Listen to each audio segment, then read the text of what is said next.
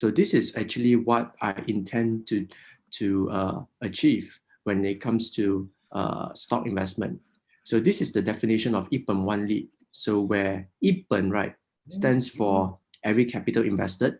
All right, so that's 一本, right, every capital invested. So this is actually when you put in your money into the stock to buy one stock, and 万利, all right, so one is actually 10,000, but I believe the context here is multiple, all right, or recurring. So lead stands for, it's just income lah, all right. It can be interest income, dividend income, rental income. So basically, right, whenever we actually buy a stock, all right, we make one transaction, but after that, all right, if let's say the price is not right, the price has actually increased quite a fair bit in the future.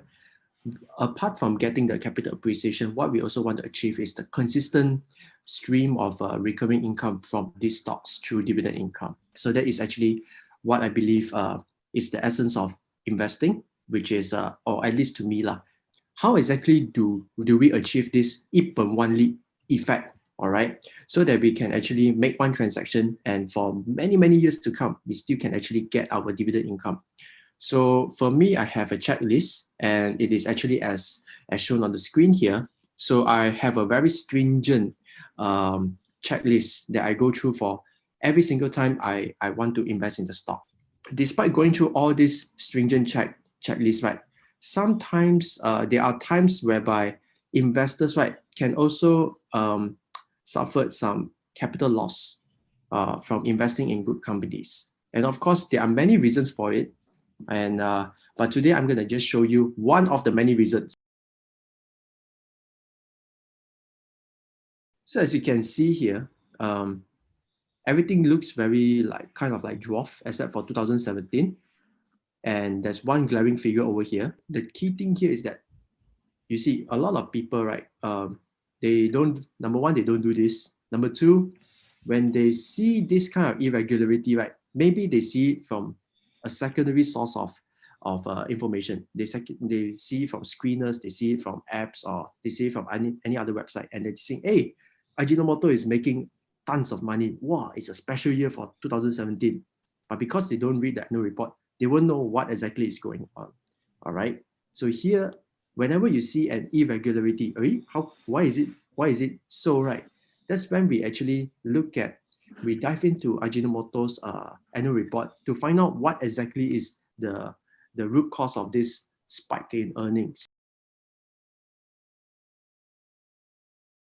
Now I know the reason. Oh, okay, there's a land acquisition. But the question is also, the next thing is that from an investor's point of view, Ajinomoto, like just now why I've asked, what is the primary source of income of Ajinomoto? And the answer is Ajinomoto sells Ajinomoto products, which is MSG. They're not in the business of selling land. They're not in the business of selling properties. All right, so which means gains from this sale of these properties, right, should be excluded when it comes to valuing the stock. All right, because when we invest in Ajinomoto, what we are trying to do is to profit. We want to have a share of the profit, or I would say future profits from selling MSG, not from selling properties. The more important thing is not the stock.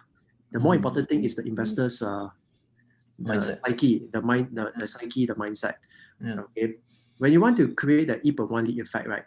First and foremost, you're not there to trade. You are there to keep. So the question you want to ask is, what kind of business you want to keep? All right, because that's how you create the 一本万利 effect.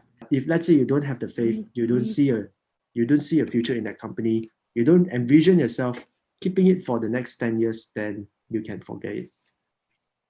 Buy only if you wish to keep it for the next 10 years lah.